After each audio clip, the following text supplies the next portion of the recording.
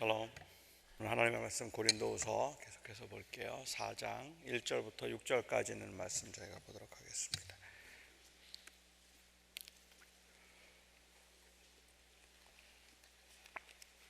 고린도후서 4장 1절에서 6절까지 있는 말씀입니다.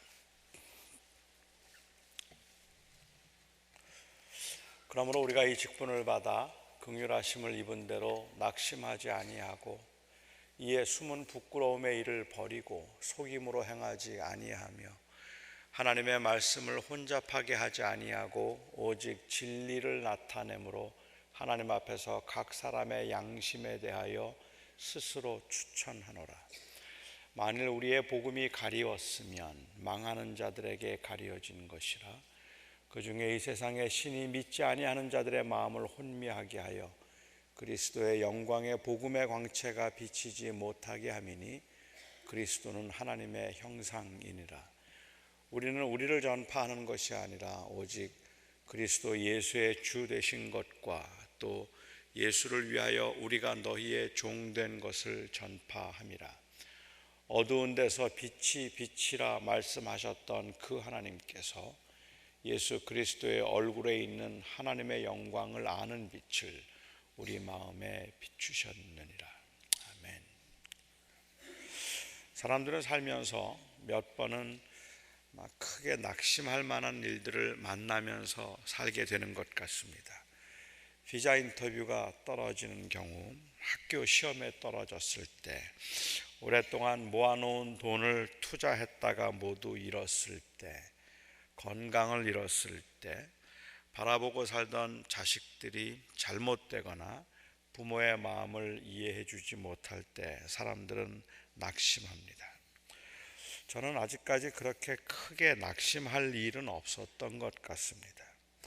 저는 입시나 혹은 입사 시험을 본 적이 없으니까 떨어진 적도 없었고, 돈이 있어서 투자를 해본 적도 없으니까 돈 때문에 마음을 졸여본 적도 없습니다. 40년 전에 부모님 따라서 이민 와서 줄곧 학교에만 있다가 33살에 갈보리 교회에서 목회를 시작해서 17년 사랑을 받으며 목회를 했고, 또 LA에 와서 지금 6년째 여러분들의 사랑을 받으면서 목회를 하고 있으니까 비교적 편안하게 살았다 말할 수 있고, 크게 낙심할 만한 일은 없었다 이렇게 말해도 될 것 같아요. 여기에 계신 분들 중에는 어쩌면 저보다 더 평탄한 삶을 산 분도 계시겠지만 정말로 힘든 산을 넘어야 했던 분들이 훨씬 더 많을 것 같아서 이런 말씀을 드리는 것조차도 사실은 굉장히 죄송하지만, 몇 년 전에 제가 한국에 들렀을 때 한국에서 사업을 하는 제 친구와 이야기를 나누면서 목회가 좀 힘든데 나도 사업을 하면 좋겠다 제 마음을 나눈 적이 있었습니다. 그때 그 친구는 그냥 저의 그 고민을 배부른 고민이라고 배부른 소리라고 일축을 했습니다. 치열한 생존 경쟁을 해야 하는 삶의 현장에서 어떻게 살아남을까를 고민하는 사람들 앞에서 그냥 비교적 평탄하게 살고 있는 이민교회 목사의 고민은 충분히 치열하지 않다는 그러한 의도인 것 같아서 공감을 했습니다. 사실 어찌 생각하면 목사로서 지금 이민 생활을 하고 있는 많은 분들이 경험하고 있는 그 치열함이나 그리고 그 불안함을 생각해 보면 제가 충분히 여러분들의 그 어려움이나 아픔을 공감할 수 있을까라는 생각이 들기는 합니다. 정도의 차이가 있기는 하겠지만 사람들은 살아가면서 다 나름대로 고민도 있고 낙심할 만한 일들이 있습니다. 그래서 사람들은 참 쉽게 낙심을 합니다. 어느 분은 전능하신 하나님을 믿는 신앙인에게 절대로 불가능한 것이 낙심이라고 했고, 또 어떤 분은 21세기에 사탄이 사용하는 가장 강력한 무기가 낙심이라고 했습니다. 현대 그리스도인들이, 현대 신앙인들이 낙심하면 안 된다는, 그런데 너무 쉽게 낙심들을 하고 있다는 그런 표현일 겁니다. 그런데 저는 한번 여러분과 함께 오늘 이 아침에 도대체 뭐가 낙심인가 한번 생각해 보고 싶습니다. 낙심이라는 게 뭘까요? 무엇을 낙심이라고 불러야 할까요? 제가 들은 바로는 제가 가끔 받는 질문 중에 예수 믿는 사람도 우울증에 걸릴 수 있나요? 그런 질문을 받아요. 예수 믿는 사람도 우울증에 걸릴 수 있을까? 제가 그냥 들은 바로는 저는 전문가가 아니지만 우울증세가 디프레스된 그 마음이 한 14일 정도를 계속되면 우울증 환자로 본다고 하는데 예수 믿는 사람들도 우울증 환자가 될 수 있는가 묻는다면 저는 그런 그 의학적인 설명은 말고라도 사실은 예수 믿는 사람도 충분히 우울증에 걸릴 수 있다고 생각합니다. 바꿔 말씀드리면 호르몬 분비에 문제가 있어서 사람이 기분이 우울해질 수 있기 때문에 그럴 수 있는 것도 있겠지만 그 우울할 수밖에 없는 환경과 상황이 믿는 사람들에게도 동일한 것이기 때문에 믿는 사람도 우울증에 걸릴 수 있다고 저는 생각해요. 항상 모든 것들이 다 편안하고 좋은 게 아니라 예수 믿는 사람들은 언제나 그 찬양을 부르고 찬송을 부르며 기쁨 가운데 감사하며 언제나 업된 그러한 이 고조된 분위기를 가지고 살아가는 게 아니라 예수를 믿는 사람이라 할지라도 건강에 이상이 생길 때, 죄를 지었을 때, 그리고 형편이 어려울 때, 사업이 안 될 때, 그럴 때 마음이 무거워지는 것은 당연하기 때문에 그렇습니다. 낙심이라는 게 무엇일까? 한국어로 낙심이라는 단어를 영어로 번역해서 한번 찾아보자면 실제로 낙심에 적합한 영어 단어가 없습니다. 제가 알고 있는 바로는 없어요. 어떤 사람들은 낙심 그러면 depression이다 라고 말하기도 하고 discouragement라고 말을 하기도 하고 frustration 이런 정도가 아마 비슷한 이 의미를 가진 단어이라고 생각을 하는데 오늘 본문에 우리가 낙심하지 아니하노니 라고 말을 할 때 바울이 이 낙심하지 않는다고 했던 이 말을 영어로 번역할 때는 두 개의 번역이 있더라고요. 그래서 NIV나 이런 성경에서는 faint라는 번역을 썼어요. We do not faint. 그리고 킹제임스 같은 곳에서는 이 we do not lose heart라고 이렇게 번역을 했습니다. lose heart. 어떻게 생각하면 낙심이라는 그 단어를 한자로 표기를 해서 보면 lose heart가 제일 맞는 것 같아요. 마음을 잃어버렸다, 마음이 떨어졌다, 그런 뜻이라 볼 수 있겠죠. 두 표현 다 재미있습니다. Since we have this ministry, we do not faint. 이 사역이 있기 때문에 직역을 하자면 하나님의 자비하심을 따라 받은 이 사역이 있으므로 우리는 기절하지 않는다, 이런 말이잖아요.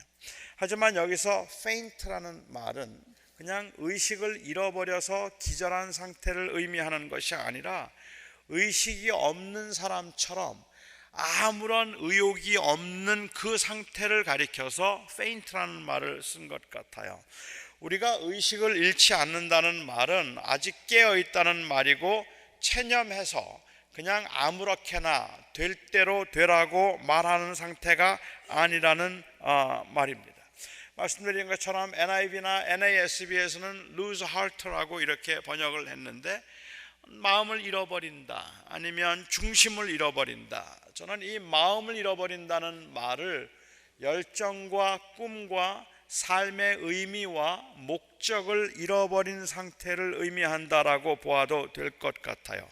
그러니까 제가 결론적으로 말씀을 드린다면 낙심이란 디프레스되어 있는 감정의 상태를 말하고 있는 것이 아니라 그 디프레스된 감정의 상태로 인하여서 꿈과 용기와 삶의 의미와 목적을 잃어버린 그 의지 상실의 상태를 가리켜서 낙심이라고 이렇게 불러야 할 것 같다는 말이죠. 바울이 낙심하지 않는다는 말은 우울하지 않다는 말이 아닙니다. 바울이 낙심하지 않는다는 말을 하는 것을 보아서는 지금 바울의 상태가 굉장히 낙심할 만한 상태라는 말입니다. 그 굉장히 우울하고 힘들기 때문에, 너무 힘들고 어렵고 그리고 너무 답답하기 때문에, 그래서 우리가 그런데 낙심하지 않는다는 말을 하는 것은 내가 지금 답답하고 힘들어서 죽겠다는 말이고, 내가 정말로 아프고 어려워서 죽겠다는 말이고, 내가 정말로 못 견딜 만큼이나 그렇게 우울하다는 말이에요. 그런데 낙심하지 않겠다라고 말을 하고 있는 거죠. 허전하거나 불안하지 않다는 말이 아닙니다. 우리는 신앙생활을 하면서 말입니다, 우리 스스로도 때로는 억제하거나 절제하기 힘든 어떤 감정의 상태를 마치 우리가 온전히 다 다스릴 수 있는 것처럼 오해하기 때문에 많은 신앙생활을 하는 사람들이 자신의 감정에 솔직하지 않거나 아니면 자기가 더 큰 위선자라고 생각해서 마냥 힘들어하는 경우도 있는 것 같아요. 저는 감히 말씀드립니다. 어떤 신앙인이라 할지라도 그 환경에서부터 비롯되는 우울함을 극복할 수 있는 사람은 없다고 생각합니다. 그 우울함은 옵니다. 힘들어도 오고 아파도 오고 피곤해도 그냥 생겨요. 그냥 오는 겁니다. 그런데 우리가 감당할 수 없는 그러한 그 감정적인 것들인데, 다시 말씀드리면 누가 우리를 괴롭히거나 아니면 이유 없이 누가 나를 막 책망하고 그래도 우리의 생각, 우리의 속에는 우리도 모르게 노여움이 생기는 거예요. 그 화가 난다는 말이에요. 그런데 우리가 기대하고 있는 성숙한 신앙인의 모습은 아무리 사람들이 와서 때리고 머리를 치고 괴롭혀도 화가 나지 않고, 아무리 내 주변에 있는 것들을 다 잃어버려도 그래도 그냥 우울해지지 않는 그런 마음의 상태가 성숙함이라고 생각하고, 우리는 그것을 기대하고 있기 때문에 대부분의 사람들은 우리가 신앙생활을 잘 못하고 있는 것 같아요. 이런 내 모습을 보면 누가 때리면 화가 나고, 누가 욕하면 화가 나고, 누가 내 것을 뺏어가면 우울해지고, 욕을 먹으면 우울해지는 이 상태가 마치 잘못된 신앙인 것처럼 생각을 한다는 말이죠. 오늘 바울이 말하려는 의도를 이해하기 위해서 이렇게 한번 예를 들면 어떨까 싶습니다. 어느 분이 오늘 예배를 마치고 나가면서, 목사님 오늘 설교 준비 안 하셨네요. 오늘 설교가 영 아주 헤매시더군요. 누가 그렇게 나가시는 거예요. 아니, 매주일 아주 제 설교에 대해서 좋은 평을 해주시던 분이 오늘은 그냥 아무 말도, 매주 저에게 좋았습니다라고 말하는 분이 아무 말도 안 하고 그냥 지나쳐도 제 마음에 들 수 있는 생각은 우울함입니다. 제 마음에 금방 드는 생각은 뭐 이렇게 오늘 설교하고 가다가도 오늘 지금 제가 나갈 때 한번 말씀해 보세요. 오늘 설교 준비 안 하셨죠? 하고 한번 그냥 시험 삼아 한번 해보세요.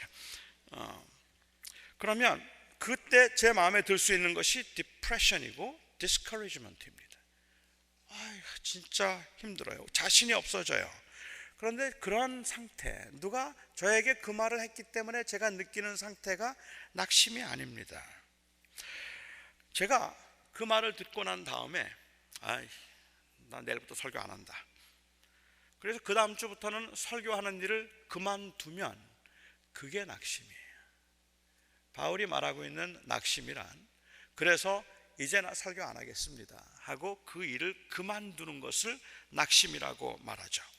그 말을 들을 때 정말 그 말을 듣고 그 말대로 그만두고 싶을 만큼 우울해지고 불안해지기는 하지만, 그래서 아직은 낙심은 아니라는 말입니다. 그 느낌을 극복할 수 있는 확신이 있기 때문에 그렇습니다. 이번 주에는 내가 잘 못해서 우울하지만 다음번에는 잘해야 되겠다는 마음이, 그만두겠다는 마음을 누를 수 있을 만큼의 열정이 살아있으면 낙심하지 않는 겁니다. 바울은 지금 그 말을 하는 거죠. 내가 많은 환난을 당하고 많은 고난과 너희들이 나를 반대하고 핍박함으로 내 마음이 많이 눌려 있기는 하지만, 이 하나님께서 주신 이 말씀을 혼미하지 않도록 하기 위해서 모든 사람들을 구원하기 위한 예수 그리스도의 복음을 전하는 일에 내가 낙심하지 않겠다는 말은 나 이거 그만두지 않겠다는 말을 하고 있는 겁니다. 비록 그런 반대가 있다 할지라도 나는 멈출 수 없다 하는 그 말을 낙심하지 않는다고 말하고 있는 겁니다. 그러니까는 낙심은 열정이 없는 것이고 꿈이 없는 것입니다. 저는 제 생각에는 그 정반대로 우울한 느낌이 없이 낙심한 경우도 충분히 가능하다고 생각합니다. 감정이 디프레스된 것은 아니지만 사실은 뭐 그렇게 막 우울하지도 않아요. 여기 계신 분 중에도 그런 분들 계신가요? 뭐 불안하고 우울하고 이런 거 없어요. 근데 그냥 다 귀찮아요. 그냥 아무것도 하기 싫어요. 아무것도 안 해요. 너무 모든 게 다 귀찮아요. 그냥 그런 아무 의욕도 없는 그 상태. 우울하지는 않지만 저는 오히려 그게 낙심인 것 같아요. 우리가 경계해야 되는 것은 바로 그것을 경계해야 된다는 이야기를 말씀드리고 싶습니다. 제가 한번 말씀드린 적이 있습니다마는 제가 미국 노회에 있을 때 한 미국 목사님이 메릴랜드에 있는 그렇게 크지 않은 교회의 담임 목사로 부임을 하게 되었습니다. 그래서 저희가 그분 고시를 하고 그리고 인터뷰를 한 적이 있었습니다. 테네시주에서는 제법 큰 교회에서 목회를 하고 있던 우리 PCA 교단에서는 잘 알려진 목사였어요. 그런데 그 교회가 그렇게 문제가 있었던 것도 아니었던 것으로 아는데 조금 의아하죠. 그 큰 교회를 목회하다가 그만두고 갑자기 메릴랜드에서도 아주 시골에 있는 작은 교회 한 100여 명 모이는 교회 담임으로 왔다는 게 이해가 잘 안 되잖아요. 그래서 고시위원들이 조금 의아하게 생각을 해서 왜 그랬느냐고 질문을 했습니다. 그때 그 목사님이 말하기를 자기가 신학교를 졸업하면서 목회지를 3번만 옮기게 해달라고 기도를 했답니다. 그게 자기의 꿈이었대요. 목회지를 3번만 옮길 수 있게 해달라. 미국 목회자들이 한 교회에서 사역하는 평균 기간이 4년입니다. 그러니까 30년 목회를 하는 동안에 3번만 옮기게 해달라는 것은 굉장한 욕심입니다. 어찌 생각하면 그런데 그렇게 하고 싶었던 것 같아요.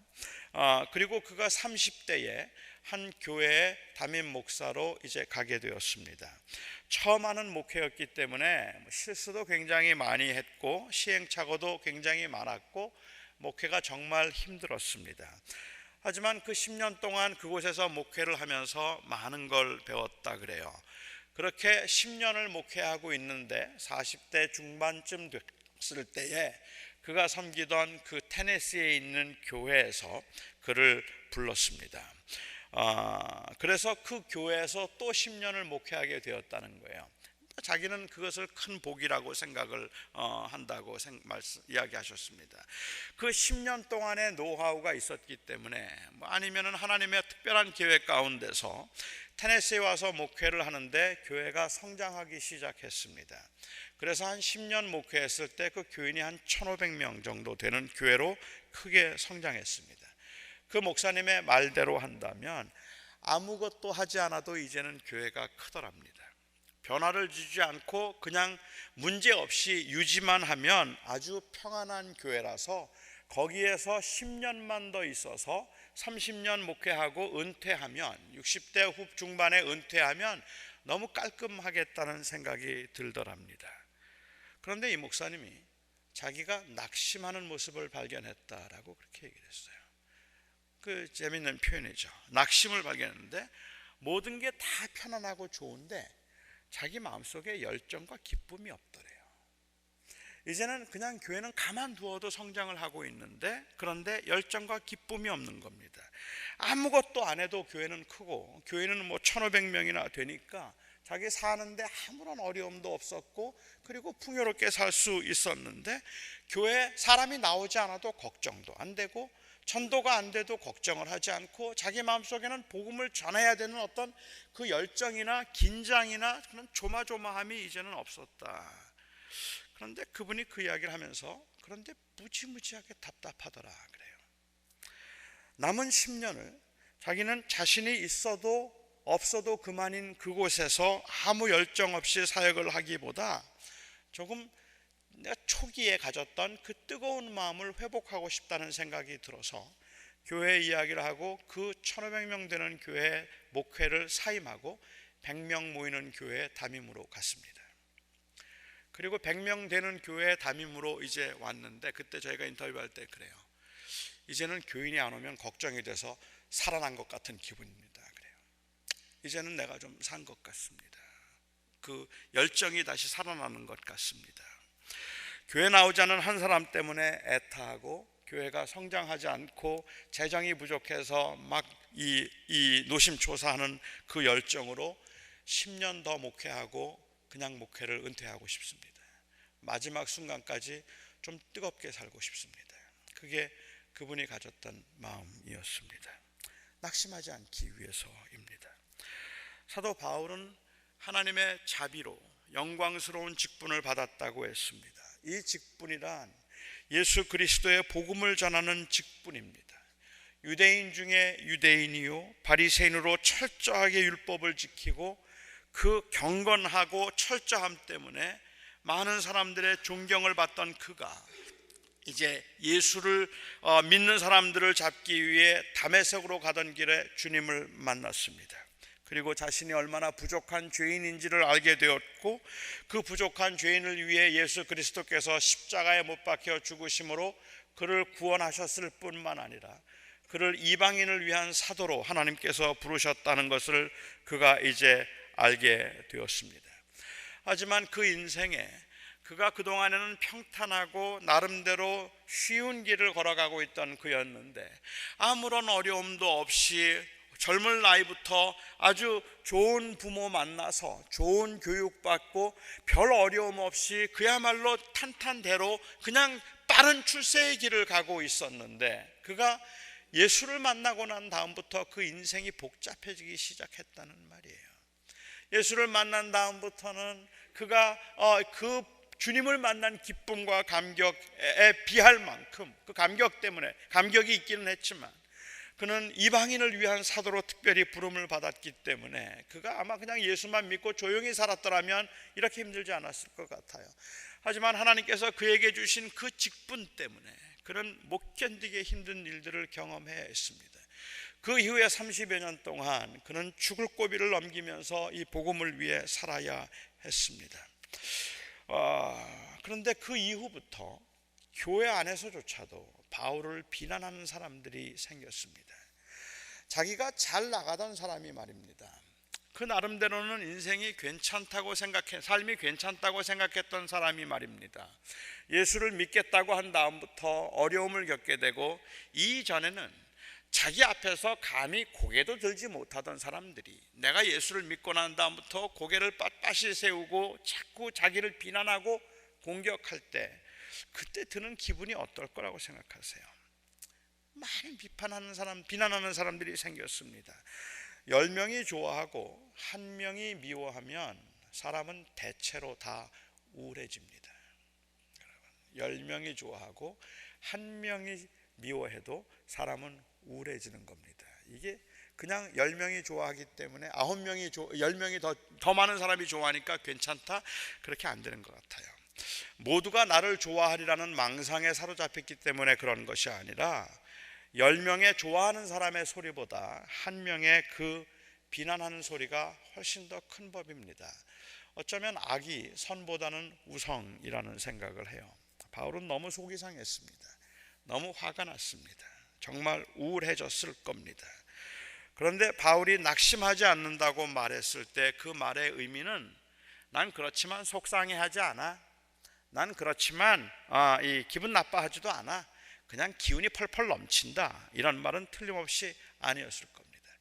만일 그랬다면 저는 그렇게 바울이 존경스럽지는 않을 것 같아요. 부러워하기는 하겠지만 그는 우리와 다른 종류의 사람이기 때문에 그렇습니다. 우리는 누가 싫은 소리 하면 화가 나요. 그렇죠. 우리는 누가 괴롭히면 우울해집니다. 그런데 바울은 누가 괴롭혀도 나는 기뻐, 그리고 생글생글 웃었다면 부럽죠. 그렇지만 저는 존경하지는 않았을 것 같아요. 그뿐만 아니라 그를 싫어하는 사람을 그렇게 아무렇지도 않게 자기에 대해서 험담하는 사람들에 대해서 아주 그렇게 싹 무시할 수 있는 그 모습도 제가 보기엔 그렇게 좋아 보이진 않아요. 저는 틀림없이 디프레스드 했다고 생각합니다. 틀림없이 우울했을 겁니다. 사람이 자신의 소신이 비난을 받아서 우울해질 때 보통은 두 가지 현상이 나타나죠. 하나는 그 일을 그만두는 것이고, 두 번째는 타협을 하는 것입니다. 설교를 안 하면 됩니다. 그렇게 비난받으면서까지 설교할 이유 없죠. 나 싫다는 사람들한테 왜 설교합니까? 그만두면 됩니다. 아니, 그렇지 않으면 타협하면 됩니다. 예수 그리스도 이야기 자꾸 하지 말라는데 안 하면 되죠. 그냥 사람들 듣기 좋은 이야기 하면 되지 않겠습니까? 믿음으로 구원받는다는 말을 사람들이 듣기 싫어하면 그런 말을 하지 말고 그냥 건강하고 복받고 형통하고 하나님께서 복 주셔서 잘 될 거라는 이야기 해주면 되는 거죠. 하면 되겠죠. 좀 더 많은 사람들에게 존경받고 싶은 마음이 있다면 원래 가지고 있던 소신을 꺾으면 되는 겁니다. 바울은 그가 처한 상황에서 디프레스가 되었던 것은 사실이지만 그래도 그는 낙심하지 않는다고 말을 하고 있습니다. 다시 말씀드립니다. 낙심이란 감정의 상태가 아니라 의지의 상태입니다. 옳은 일임에도 불구하고 마땅히 해야 할 일임에도 불구하고 하다가 어려움과 반대가 심하면 그만두고 싶고 우울해지고 자신감을 잃어버리는 건 당연한 일입니다. 여러분, 그럴 때 여러분의 믿음이 부족하다 생각하지 마시기 바랍니다. 그렇게 되지 않을 것이라고 기대하는 것이 무리입니다. 아니, 나는 그렇지 않을 거라고 생각하는 게 교만입니다. 하지만 여러분, 그래서 타협하고 그래서 그만두면 그게 낙심입니다. 의욕과 용기를 잃어버려서 무엇이든지 적당히 하려는 그 충동에 지면 다 그런 거라고 생각하고 나는 아무 기대도 없다고 말하면 그러면 그게 낙심인 겁니다. 일이 마음대로 안 되어서 실망스러운 것은 그 루즈 하트도 아니고 페인트도 아니에요. 차라리 속이 상하고 차라리 화가 나면 오히려 그게 살아있는 증거일 겁니다. 아무런 의욕도 관심도 없이 아무런 기대도 없이 그냥 욕먹고 손해보기 싫어서 원래의 꿈과 소망을 접어둔 상태, 저는 그 상태가 바로 낙심한 상태라고 생각합니다. 결론적으로 제가 두 가지만 요약해서 말씀을 드리고 우리 같이 기도하고 싶습니다. 일이 잘 안 되어서 기분이 우울해지고 그리고 속이 상하고 때로는 화가 나는 건 이미 말씀드린 것처럼 저는 정상이라고 생각합니다.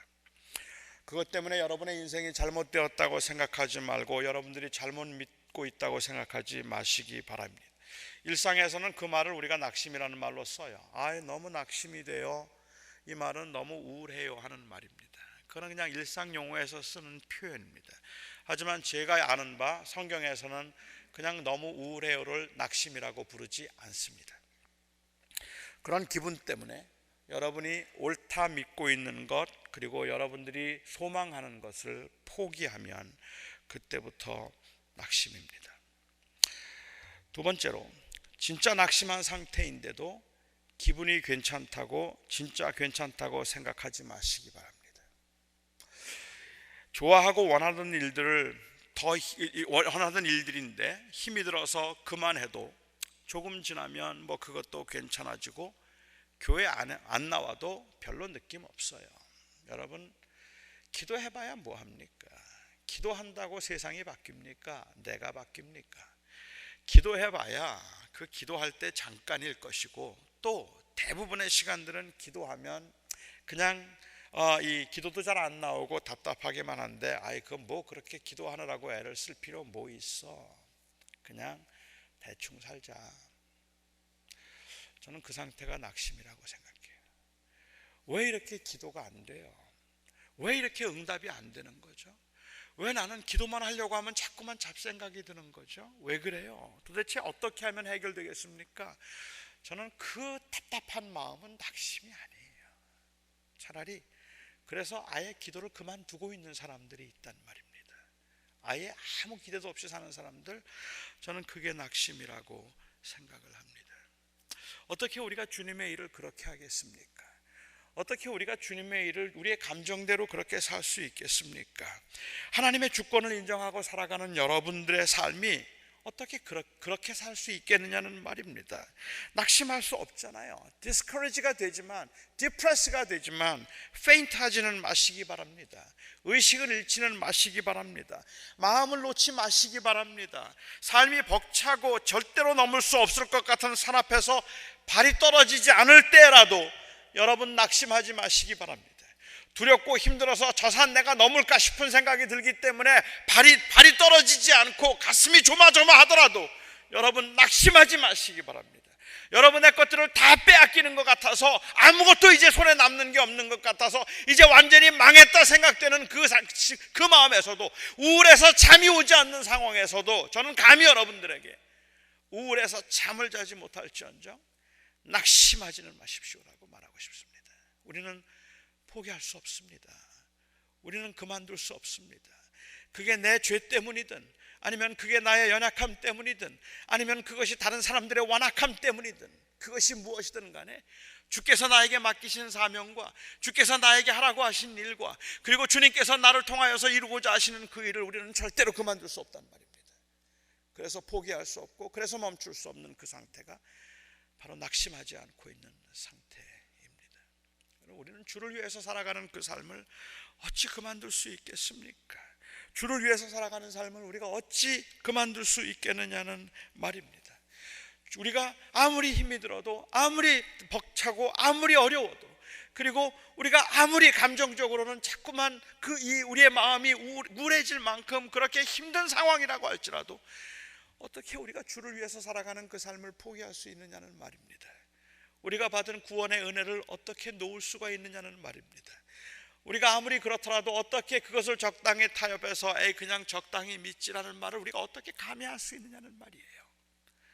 그냥 대충 적당히 믿자, 이건 낙심입니다.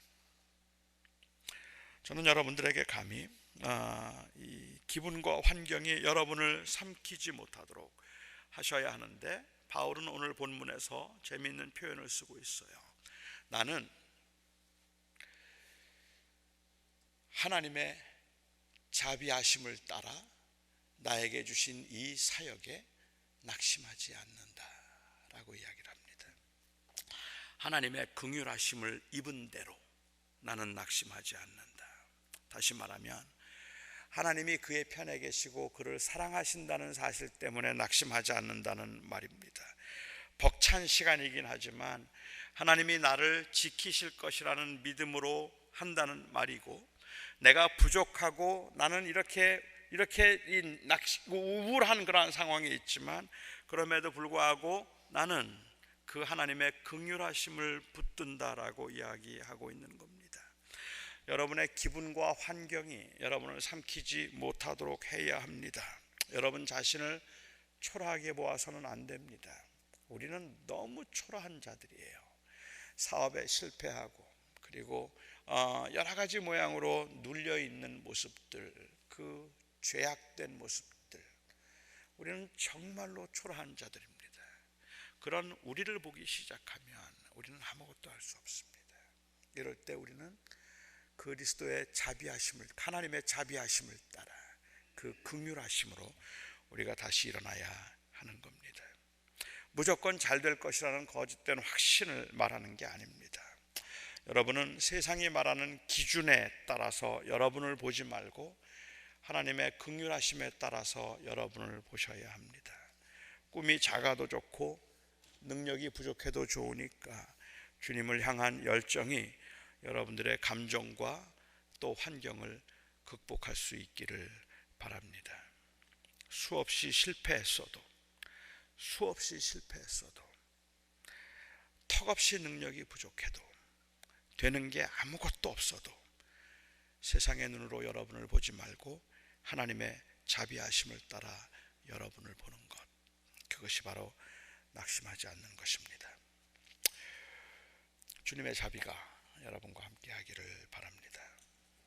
저는 첫날 위로에 관해서 말씀을 드리면서 위로란 환경에서 오는 것이 아니라 하나님에게서 오는 것이라고 했습니다. 그리고 둘째 날 저는 확신에 관해서 말씀을 드리면서 확신이란 변화의 어떤 이 환경의 변화에 대한 확신이 아니라 하나님의 동행에 대한 확신이라고 말씀을 드렸습니다. 어제 양심에 관해서 말씀을 드리면서 양심이란 환경에 따라서 변하지 않고 하나님 앞에 진실함이다 라고 말씀을 드렸습니다.